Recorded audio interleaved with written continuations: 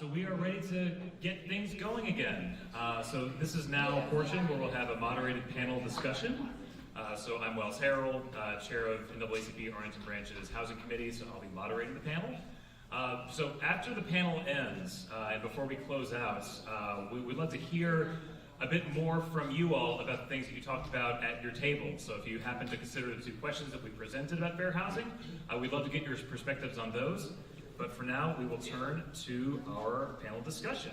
So I'm delighted to be joined today by two experts in the field, Laura Dobbs and Susie McClannahan. So Laura is the Director of Policy at Housing Opportunities Made Equal of Virginia, or HOME for short. Laura advocates for state and local policies to dismantle housing discrimination and expand housing choice. Prior to joining HOME, Laura was the Deputy Director of the Center for Housing Advocacy at the Virginia Poverty Law Center, or VPLC. There she advocated for systemic change for low-income renters through policy advocacy and litigation. Laura started her career as a voting rights attorney in Durham, North Carolina, where she connected with voting advocates and communities across the South to preserve and advance equal access to the ballot and fair voting maps. She earned her JD from William & Mary Law School and a BA in Industrial Design from NC State University College of Design. Also joined by Susie. She is the Senior Manager of Fair Housing Rights Program at the Equal Rights Center, or ERC, which she joined in 2016. Susie leads systemic investigations into housing discrimination throughout ERC's service area, which includes Northern Virginia, DC, Maryland, and Jefferson County, West Virginia. She also manages the intake program, which provides direct assistance to individuals that are alleging housing discrimination in the Washington, DC region. Lastly, she facilitates Know Your Rights presentations for community residents and service providers and offers policy guidance to government agencies and stakeholders in order to promote fair housing. So I'm very happy that you all joined us today. So we're going to be taking on two topics for our discussion right now, which is rights and enforcement across the Commonwealth of Virginia, and then legislative trends that we saw coming out of the General Assembly. So I guess to kick things off, so when it comes to enforcing fair housing rights and anti-discrimination protections, just based on what you've seen over the past year, are there some Virginia localities that are doing things particularly well? Any kind of noteworthy cases, examples of enforcement you can point to as things that we should be paying attention to and Arlington should consider modeling from? So before we get into that, is this on? Okay. I think we have a couple slides that we were going to do together. Oh, right. Oh, sorry. Yes, absolutely. You were just so excited about the questions. I'm like, I don't want to say anything. Yes, I apologize. So they have some presentations to make first, and then we'll go into the questions. Super. Great. Sorry, everybody. We just want to give everyone a bit of background. So if you can go to the next slide. Just as a bit of background about the Equal Rights Center, we are a fair housing organization based in Washington, D.C. We serve all of Northern Virginia, the District, Maryland, and Jefferson County, West Virginia. And we seek to identify and eliminate discrimination in housing, employment, and public accommodations, both in the larger region as well as nationwide. You can go to the next slide. Oh, I already said that. This is not going to play because I sent in the wrong format, so this is my fault and not NAACP's. But what I want to tell you about a bit is about testing real quick. Anyone familiar with testing? With what? Civil rights testing, not like the SAT exam. not what we're here for. Okay, someone who raised their hand, can you give me a one sentence explanation of what testing is? A bunch of you raised your hands. I know you can do it. Back there. You send some people into a situation and find out whether they are, one of them is being discriminated against. So you test a lender, a realtor, all those things by measuring the experience that somebody has when they go in to get served. Yeah, someone shared an example earlier of a personal experience where they thought a homeowner was discriminating against them in the home when they were trying to buy a home, right? Testing would have been really helpful here because we would send in people, usually for instance in a match pair test, 2 folks. In that case it would have been a white tester and a black tester. And we see what information they're given and how they're treated. And this then provides objective evidence of if and how discrimination may be occurring. Next slide. So the Fair Housing Act, I think we've talked about this quite a bit. That's why we're all here. I hope everyone's excited about it. We can go to the next slide. If you didn't already know, it does prevent housing discrimination, but it's 3 parts. There's protected classes, which are the identities upon which it's illegal to discriminate. The prohibited activities, which are specifically what you cannot do and would be considered housing discrimination. And we talked this morning a lot about AFFH. So next slide. What is really important is that this applies to all housing transactions. We usually think of this as being in the rental market, that landlords cannot discriminate against tenants, but it also applies in the home sales market, so real estate agents, home sellers. Appraisal bias is currently a huge conversation right now, especially the devaluing of Black homes throughout the country.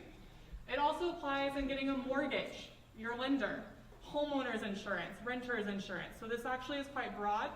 It applies to condominium associations, homeowner associations, kind of anyone in the housing realm. Next slide.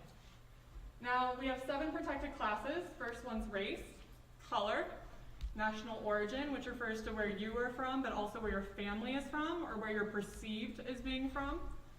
Familial status is having children under the age of 18 in your home.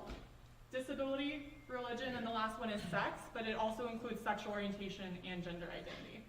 Go to the next slide. Virginia protects several more identities. So it protects elderliness, which refers to people over the age of 55 and older. It also separately protects sexual orientation and gender identity. A huge one is source of funds, which is how you get your money to, for instance, pay your rent. And this is a major issue.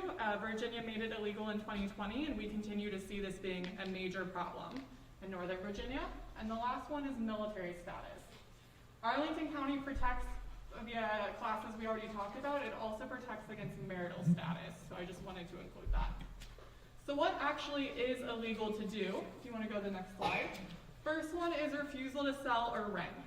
And one of the worst cases, I think, of discrimination that I've personally seen in our intake program happened here in Arlington several years ago. And when we think of refusal to sell or rent, we think that usually it'll be pretty obvious. But in this case, she only found out about it because she was accidentally included on a message from the landlord and had no idea, would have otherwise never known. So she was looking at renting kind of in a group house where it would be renting a room. And the landlord texted the current tenant and said, I don't want to rent to her, I think she's African, give her the wrong house number. Except he put her on the text thread.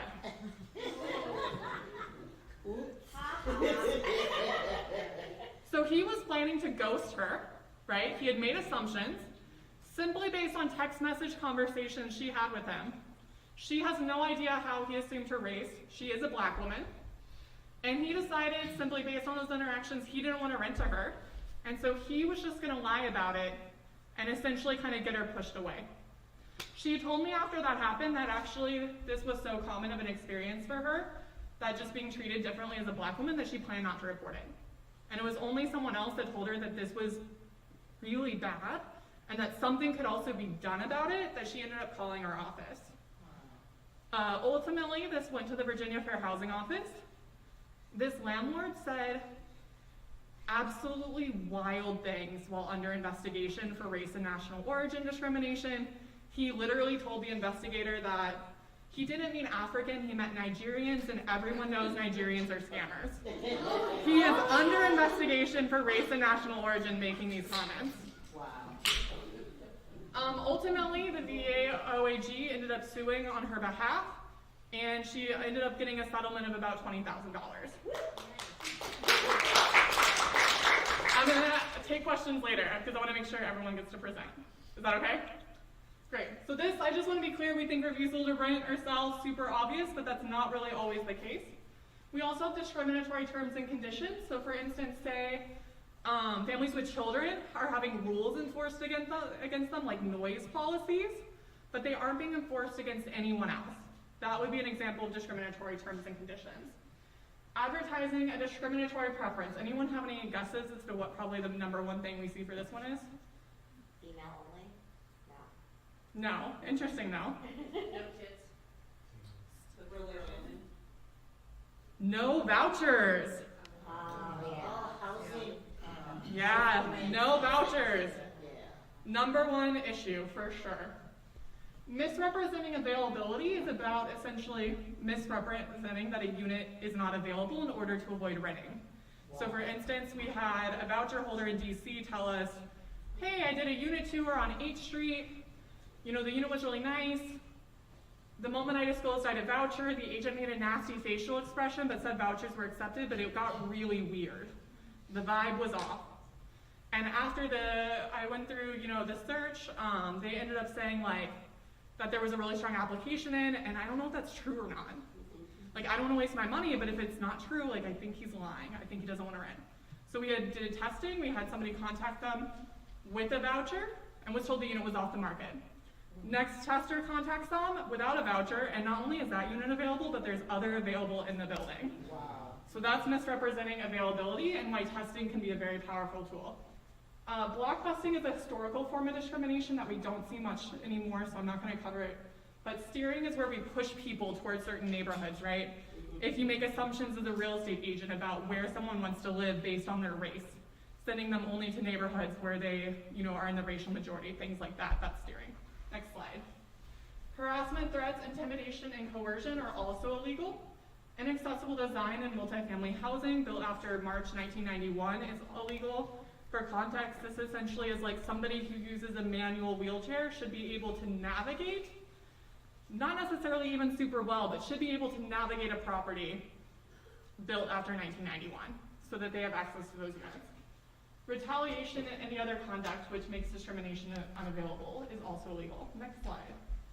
So just to quickly wrap up, just so that you all know services that the ERC provides, we do advocacy with individuals to address housing discrimination. For instance, we talk to a lot of voucher holders that encounter barriers in the process and simply just want to be able to fairly apply to that unit. So we'll send letters to landlords explaining source of income protections, or in Virginia, source of funds protections, because they just had to use different language. Notifying them about source of funds protections and asking they be able to apply, things like that. So just trying to address the issue directly with the housing provider. We also assist people with disabilities with making reasonable accommodation requests in housing or modification requests, things like an accessible parking space, support assistance animal, things like that. Next slide. And then finally, we assist people with filing housing discrimination complaints at the Virginia Fair Housing Office, HUD, or similar situated offices. We do civil rights testing, as I talked about, and we also do surveys of multifamily housing to make sure that they follow the accessible design and construction requirements. I think that's me. Is that the last slide? Let's find out. I made these this week, and I cannot remember. Amazing. Okay, great. We're moving on to Laura. Passing the mic. Great, thank you so much. As you mentioned, I'm Laura Dobbs. I'm the Director of Policy at Housing Opportunities Made Equal. We're a statewide fair housing organization, similar to ERC. We do fair housing testing and trainings. We go to the next slide. But in addition, we also do housing counseling and education. We run some homeownership programs for the Richmond region, foreclosure prevention. It's something that Helen mentioned earlier this morning. We have what's called a Move to Opportunity program. We work with voucher holders in the city of Richmond to help them with that housing search and navigate that process. And they stick with that family through that first year with their voucher to make sure that they're successful. And we also have various financial literacy courses and courses for people who are interested in home ownership but aren't sure the steps to build credit and how to get to that point. And then for my role, we also do policy, advocacy, and research. So I'm at the Virginia legislature advocating for better housing policies to protect tenants and improve fair housing, but also defending our existing fair housing protections. Next slide, please. So the top 3 complaints that we see at home in Virginia, just in the past 4 years, the number one is always disability. That's about 37% of the complaints that we've received, followed by source of funds protections, around 23% of the complaints, and the third is race-based discrimination. And I want to spend a little time talking about source of funds because even though it was passed in 2020, 4 years ago now, it's still relatively little known and people get it wrong a lot. So if you go to the next slide. And I think a lot of people have a perception like, oh, this is just about making sure that people accept Section 8 vouchers. While that was certainly top of mind when the General Assembly added this protection, it is much more expansive than that. It applies to any source that lawfully provides funds to or on behalf of renter or buyer housing. Any of that assistance includes any assistance, benefits, subsidy program, whether it is provided by a government entity or a non-government entity. So what does this look like? It's everything from housing choice voucher, but also disability benefits, Social Security income, veteran benefits, temporary emergency housing assistance. All of those types of things are covered under the source of funds protections. We can go to the next slide.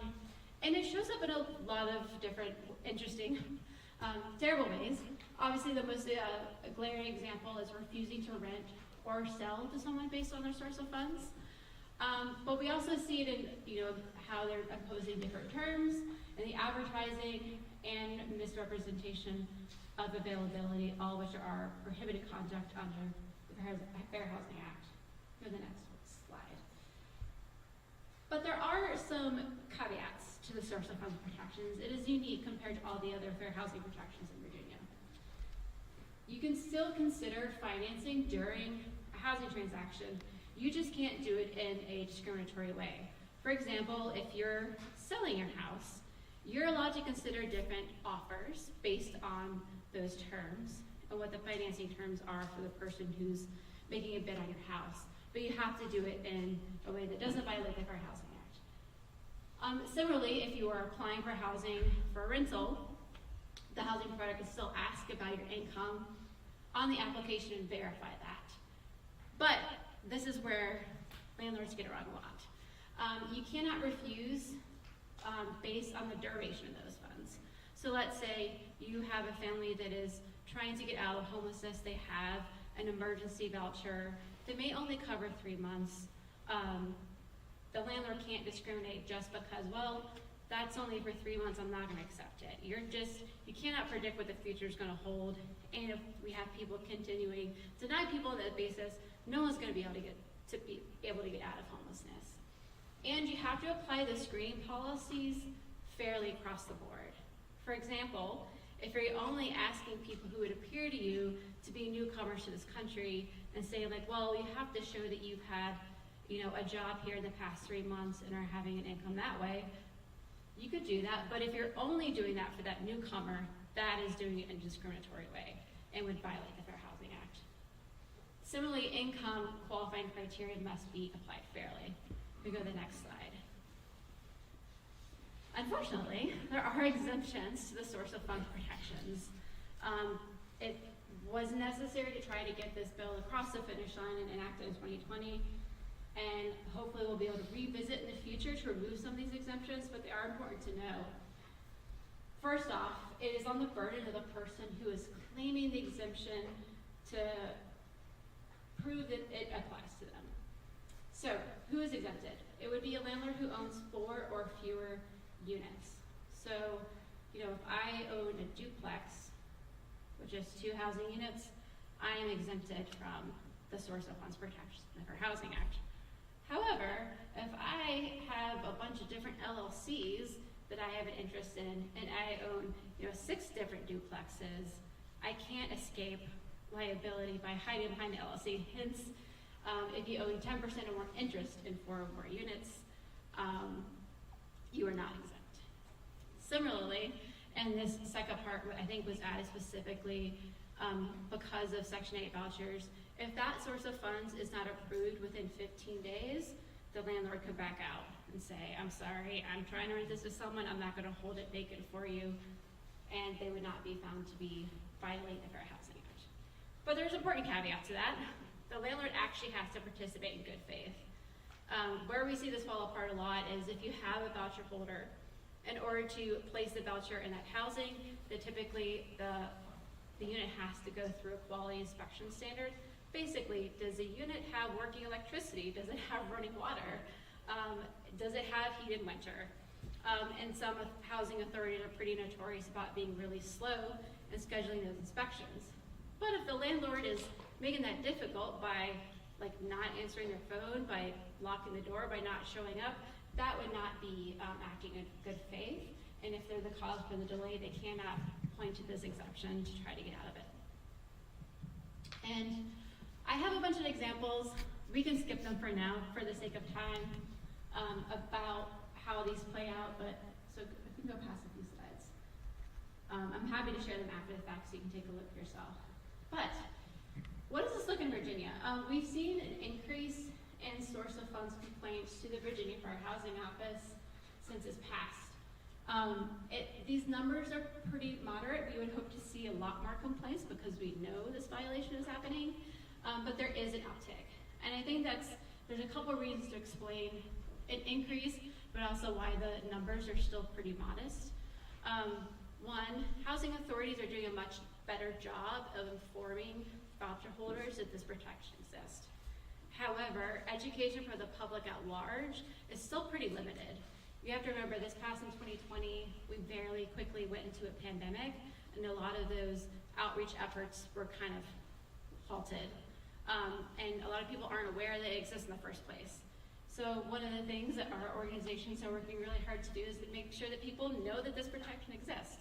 And not just people with voucher holders, but landlords themselves who may be unwittingly violating the Fair Housing Act. Go to the next slide. So what does that look like in Arlington? Like I said, when we passed the source of funds protections, even though it applies broadly, it was very much with voucher holders in mind. It used to be, and still is, unfortunately, pretty common to see housing providers and their advertisement have things like no Section 8. In other states that don't have these protections, they've successfully brought lawsuits to show that it's a racial justice issue. Black households make up a disproportionate size of the number of families who have vouchers, and that's true even in Arlington County. Around 59% of voucher holders in Arlington are Black, non-Hispanic, 17% Hispanic, and only 17% white, non-Hispanic. Compare that with all renter households, roughly 12% are Black, 15% Hispanic, 57% white, versus a total population of Arlington. That's a pretty stark difference. And so when you have a landlord who is discriminating against someone who has a voucher, you're looking at potentially two different types of discrimination happening. One based on this new protected class of source of funds, but also race-based discrimination. The voucher program was designed to help affirm really further fair housing, making sure that families have, could take the subsidy and go seek out areas of opportunity. Areas with better schools, with being closer to jobs, better transportation access, better health outcomes. But we cannot fully realize the promise of what this program is if we continue to allow source of funds violations to happen. And if we can go, and I will note, go back one sec. 58% of housing choice voucher holders in Arlington still live in a minority census tract. So it's not quite working here in the county. If we go to the next slide. And to give a picture of what this looks like, admittedly, I am not from Arlington. I'm not super familiar with the landscape, but this is just some census data I was able to pull. So this is divided up by census tracts. And if you're looking at what the housing landscape looks like, so on the left side, this is total number of owner-occupied units. And you can see it concentrated in certain parts of the county. On the right side is renter-occupied units. So the darker the blue, on the left, the more homeowners. On the right, darker the blue, more renters. We go to the next slide. And now, of those renter-occupied units, how is that divided by race? So on the left side, of renter-occupied units, the darker blue means there's a higher concentration of white families. In the center, the darker blue is a higher concentration of Black families. And on the far right, the darker blue is higher concentration of Hispanic families. Still very much seeing racial segregation in the county. That's for renter households. And the same holds true for owner-occupied housing. If we go to the next slide, you see similar patterns of where people are living based on their race, whether or not they're a renter or if they're an owner of their unit. So when I was pointing to that statistic, about 58% of housing voucher holders in Arlington still living in minority census tract, this is what it looks like. We still have segregated neighborhoods and communities, and the promise of that voucher program to help desegregate is not being fully realized. And I think that'll help inform the rest of the discussion. Thank you. That's all my slides.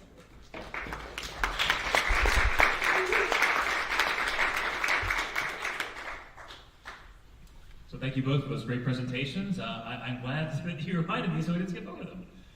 So the way that I would like to do things, just mindful of time, is that, how about this?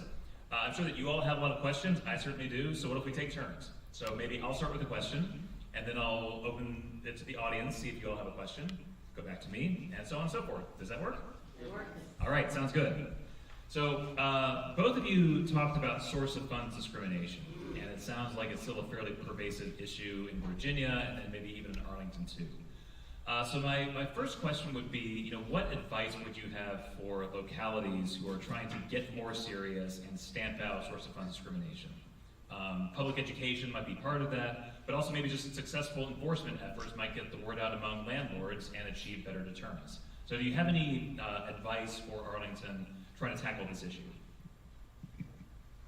So I would say first and foremost, enforcement is very effective. So even before Virginia added source of funds as a protected class, it was protected in DC. No one followed it for more than a decade. And the ERC started tracking discriminatory ads and ultimately turned over hundreds of ad data to the OAG. And the OAG around 2017, 2018 started suing. And what do you know, landlords overnight stopped posting in ads that they would not accept vouchers. Who'd have thought? Yeah, amazing what that looks like. And actually part of that settlement, or not the settlement specifically, but part of that efforts actually helped Arlington specifically as well. Because by the time kind of all this played out, it was past 2020, Virginia had implemented source of funds protections, and the DC OAG reached out to Zillow and said, hey, there's a problem on your platform, landlords are saying no vouchers. And Zillow took the proactive step of banning, based off of the language we turned over to the OAG, the hundreds of ads, they took all that language and banned it. So if a landlord in Virginia or DC tries to post an ad with that language, it simply won't go through. And that's a way, for instance, that enforcement action against landlords ultimately then led to this giant rental platform taking its own steps to address this on its platform. In addition to enforcement, by the county, by private fair housing centers like Home and ERC, it's also really important to educate voucher holders. When we talk to people with vouchers, once they're aware of their rights, they'll say, well, I've already talked to 4 landlords that told me they didn't take vouchers. Are you telling me that's illegal? How's that possible? Everyone is saying it, right? And so also making sure that voucher holders, Arlington County has a housing choice voucher program, making sure they all are aware of their rights, because who's gonna find out where the discrimination's happening? Voucher holders, while they're looking for housing, right? So making sure that we're doing education with the right people so that they're aware of their rights. Yeah, I think that's right. And to add to that, I believe on Arlington's page when it talks about the Housing Choice Voucher Program, they do have a letter on there that a voucher holder could give to a prospective landlord to say, hey, this is a protected class. But there's hardly much information in there, and it doesn't cover the common ways that we see this discrimination come up. One of the most common has to do with how they're calculating someone's income. A lot of landlords require that your monthly income, that you make at least 3 times the amount of rent in order for it to be affordable. But a lot of them are calculating this incorrectly. They're adding the voucher amount, counting that as someone's income, and assessing it against the total amount of the unit rather than how much the tenant would be responsible to pay for. That's what they should be doing the income criteria on. Thankfully, we have really great guidance from the Virginia Fair Housing Office about how this applies. And if Arlington wants to have better education for voucher holders and for landlords alike, I think it would be to beef up that letter to really point to our existing guidance in Virginia about how they calculate income and other ways in which common practices lead to ongoing discrimination for source of funds. And similarly is that your Human Rights Commission should really take these claims seriously. It's not a perfunctory law. If you want to further fair housing, you need to start taking source of funds complaints seriously, and you're not going to get the complaints in the first place if people don't see you as a helpful resource that's going to help them actually get access to housing. Fantastic. So now it is the audience's turn. So yes, there in the back. I'm wondering if this has to do with income source. South Arlington, along Columbia Pike, if you're not from this area, we're very diversified for ethnic background, I would say. And I'm aware from trying to get some people placed along the Pike where in order to rent there, they are requiring access to your checking account. In other words, you can no longer write a check. Is that in this, is it in this bill? Yeah, this is an issue that we've been hearing increasingly become a problem across the state, where some landlords are trying to drive people to only paying rent through online portals. Oftentimes it requires some type of transaction fee just to pay your rent. Others are requiring withdrawal directly from a checking account. And this has been an open question, is like, when does that become source of funds violation? Unfortunately, we don't have any good litigation guidance in Virginia on what that means. But the General Assembly has tried to address this through legislation. One of the efforts this year was to pass something that if a landlord can charge a transaction fee, but they have to leave open some way that a person could pay their rent that doesn't require some type of transaction fee. Similarly, you know, if someone, not everyone has a checking account, there is income disparities on who has access to a traditional bank, and so discrimination shows up in that way as well. Unfortunately, this is one of those bills, despite bipartisan effort to get that bill across the threshold. The governor vetoed the legislation, but I know there's a commitment from legislators to tackle this issue again next year. But as far as source of funds, I don't know if in DC you had good progress. I will just say the DC law is extremely different than the Virginia law and is much more progressive, so it doesn't even feel fair to compare it in this case.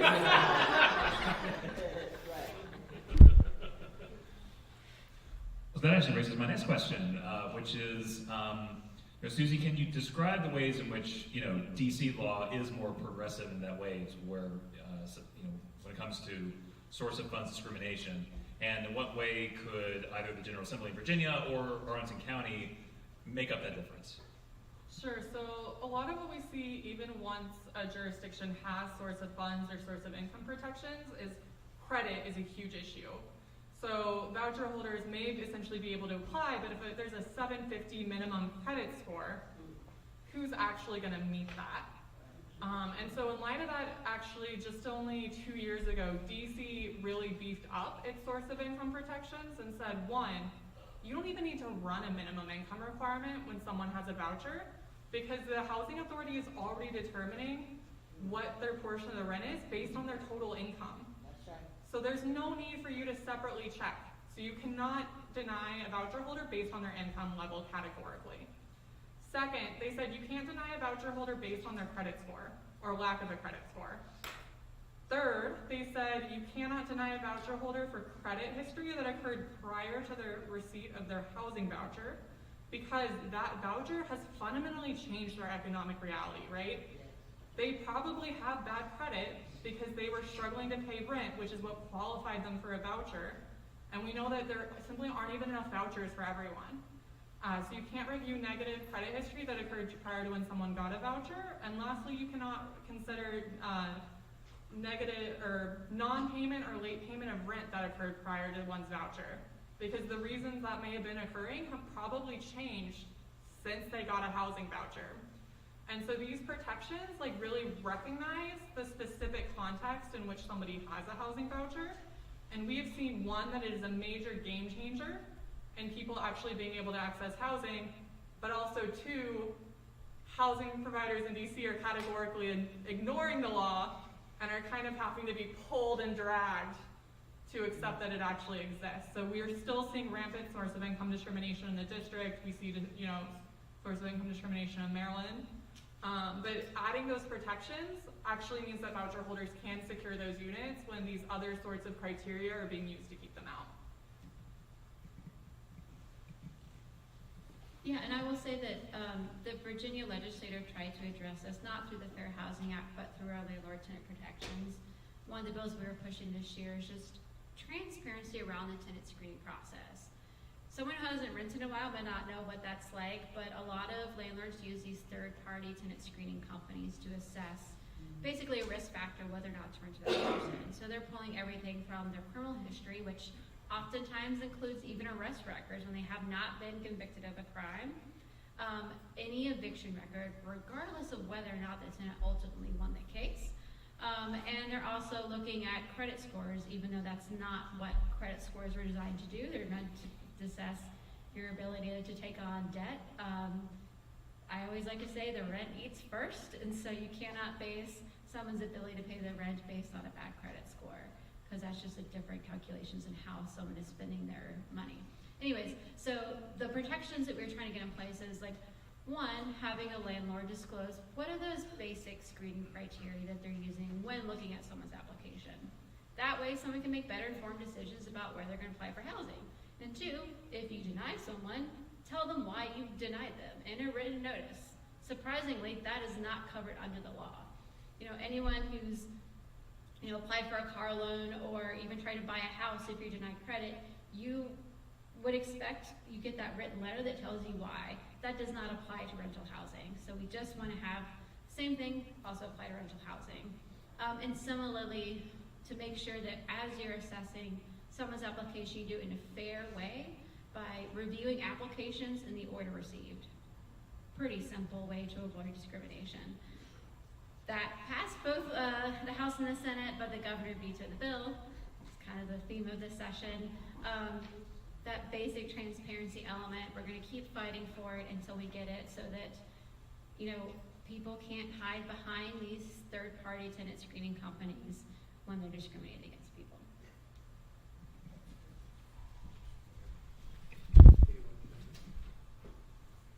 So we got two questions back here. The person who hasn't asked one yet. Helen has the power right now. You already asked. I'm gonna give it. But you're in the beginning. Oh my god. I'll give it 10 minutes. Okay, so this is kind of a specific question. I used to work for a voucher subsidy in DC and PG County. Is it source of income discrimination if the landlord raises the rent beyond the fair market rate for the voucher? And that does apply to, I think, Section 8 has different standards. We had different standards in Section 8. But if they raise that beyond that limit, and we had that happen in kind of like neighborhoods where the rent was increasing, they would increase it. Like these are kind of like the, quote unquote, more expensive, like higher income neighborhoods. Does that qualify as source of income discrimination if they're able to raise the rent legally? You're talking about when landlords, like, they have a tenant, they raise the rent, but that rent is then more than what the housing authority will pay, and so the voucher holder has to move out. Yes. Generally speaking, I don't think the protections usually cover that. We have, however, seen cases where landlords change the rent amount based on whether it's somebody with a voucher or somebody without a voucher paying. And they'll even tell folks with vouchers, well, why does it matter? Because you're not the one paying the rent. So we'll just charge you more and collect more. And this was actually a huge problem in the district specifically. There was a large predatory submarket targeting voucher holders to make more money off of them. But generally speaking, if you're charging different rent rates based on somebody having a voucher versus not having a voucher, that is likely to be source of income discrimination, whether you're in DC, PG County, or Arlington County in Virginia. In cases of rent increases, only I think if you could prove that they were raising rents differently for folks with vouchers versus folks without vouchers, would you likely be able to prevail on a source of funds claim? Yeah, I think we've seen this increasing across Virginia, that every time the housing authority increases their payment standards, landlords in the area bump it up like $50 above. I would say there's potentially a disparate impact claim to be there, even if it isn't direct discrimination, but that's a pretty data-driven study, and you have to get past those legitimate business interest arguments, but I would love to see that case. Hopefully at some point my organization will have capacity to do it, but on its face, no, but if it has created disparate impact, I would say yes. All right, so I think we have time for one more question, which I would like to tee up for you all. So I think, Susie, you were talking a little about the kind of aftermath of the latest General Assembly session. a bit of a disappointment based on some of the governor's reaction to the tenants' rights bills and other pro-housing bills that came out. So what are some successes and failures from this past session, and what should housing advocates be doing to lay the groundwork for success in the next session coming up? I guess that would be me. Yeah. So this is the most diverse legislature that Virginia has ever had. Diversity of race, of experience, people who have actually experienced homelessness, who have experienced housing discrimination. And I think that really showed in the types of bills that were brought this year. There were a bunch of pro-housing bills. And I would put them to about 4 different buckets. One is on the housing access side. I mentioned the tenant screening bill. We also brought a criminal record screening bill that would apply to subsidized housing providers, so they would have to follow a model policy. Unfortunately, one of our biggest offenders, even though they're receiving, they're subsidized by our tax dollars, our low-income housing tax properties are pretty big offenders of screening out people with criminal records, particularly with offenses associated with being homelessness, such as loitering and trespassing, screening out people with those experiences. Again, it passed, but the governor vetoed the bill. And then we also had a bill for automatic eviction expungement. So if their eviction case was dismissed or non-suited, which is in Virginia, that indicates that they won their eviction case, it could be expunged automatically. And that will make a huge difference in someone's ability to access housing in the future. So that one did get signed, so we did have a win there. The other bucket is around the eviction process itself. And I bring up evictions because it is a fair housing issue. The 2 biggest indicators of whether or not someone is going to experience eviction is 1, if you're Black, 2, if you have a child in the home. The most common age for someone to be evicted is between the ages of 0 and 19. It is the single biggest factor in predicting whether or not someone's going to experience housing instability, and has really harmful effects on that child's development. It has destabilizing factors in school with health, but also the mental health factor. So it is a fair housing issue, so I want to keep talking about evictions. So in the realm of evictions, there was a few different bills to try to protect the due process rights of tenants in eviction court. Oftentimes these eviction cases take less than 1 minute. How are you supposed to have any sort of fair process in court and ability to raise defenses when it's happening this quickly? One of those bills did get signed that clarifies, if a landlord is suing someone and they want to go in and ask for more money after they filed the lawsuit, that they have to provide some type of notice to the defendant, the tenant in this case, so they can put on a proper defense and challenge any of those additional charges or get asked. That one did get signed, but other bills aimed at trying to fix this process were vetoed. And then the third bucket is tenants' rights more broadly. Your Delegate McClure, put in a bill to strengthen protections against retaliation. This is an area that discrimination hides behind a lot in Virginia. Particularly, there's certain, I'll just say slumlords who use fear to prohibit tenants from trying to exercise their rights. Everything from, if they have a tenant who's complaining about the conditions in the home, they'll say, well, if you don't like it here, you can go live somewhere else. And they're either threaten to evict them or actually evict them, non-renew their lease, increase their rent, all sorts of other things to try to intimidate that tenant.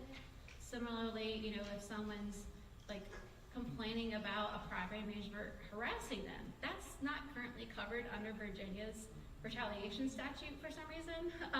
So it's adding those types of protections while also having those reasonable safeguards for your landlords who are doing the right thing.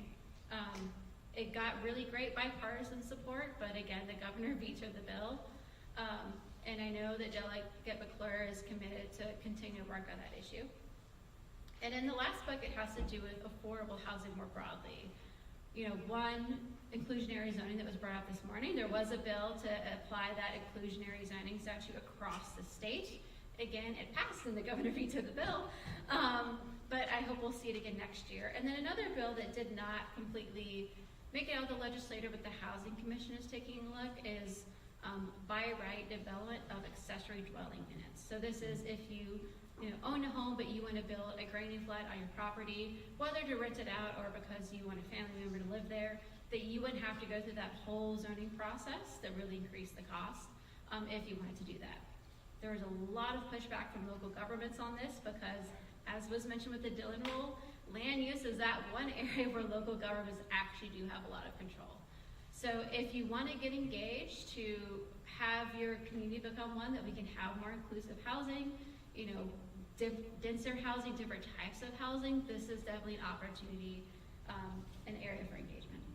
And what can we do better going into the next session?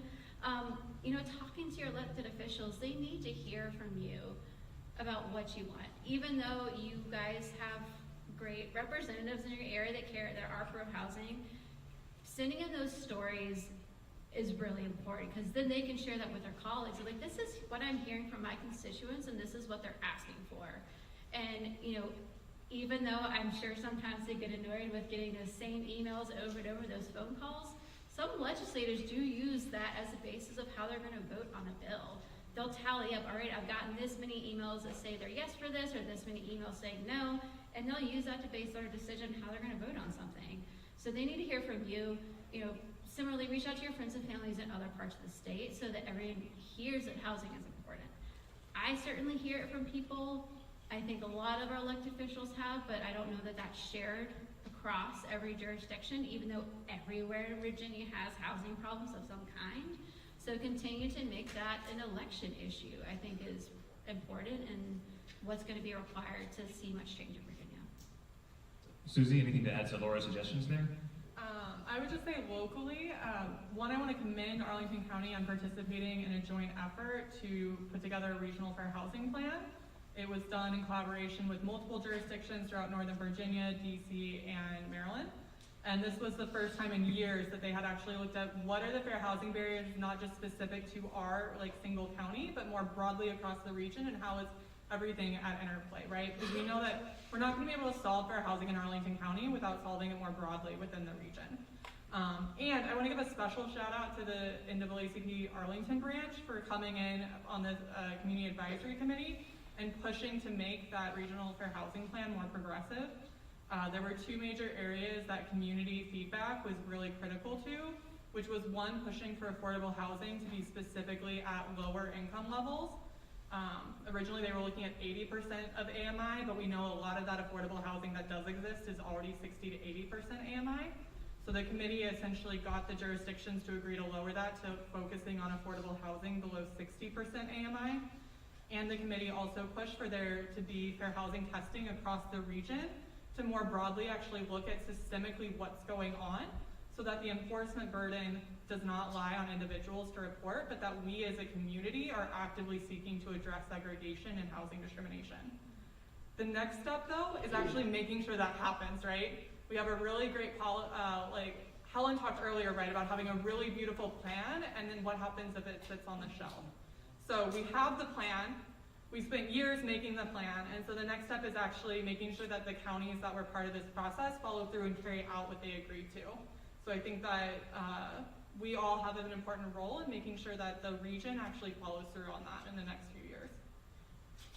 That's all the time that we have. Susie, Laura, thank you so much. Please join me in